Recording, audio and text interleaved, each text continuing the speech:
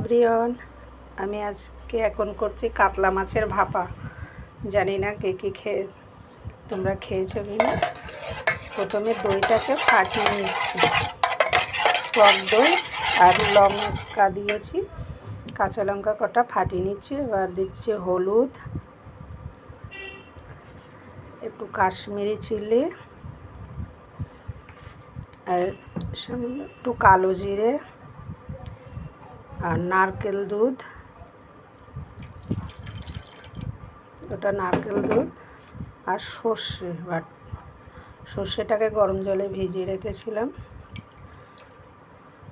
দিয়ে এবার এটাকে ভালো, আর হলুদ তো দেওয়া হয়ে গেছে, নুন,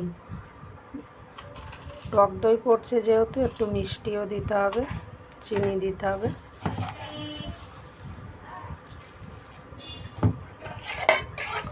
এবার এটাকে ভালো করে ফাটাতে হবে একটু।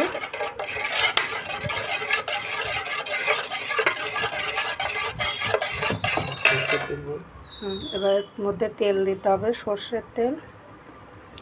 যেহেতু মাছটা কাঁচা হয়, ভাজা হয় না, ওই জন্য তেলটা একটু বেশি দিতে হয়, চামচ।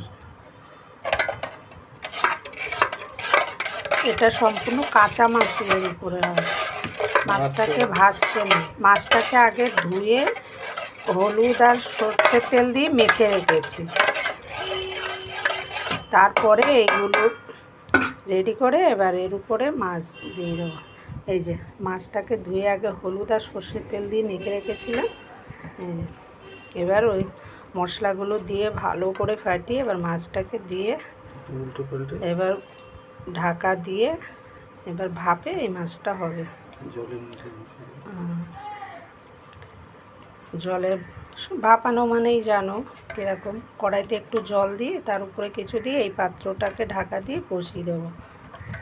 এবার আধ ঘন্টা ফুটবে, তারপরে দেখে আবার একটু উল্টে দিয়ে আবার একটু রাখবো।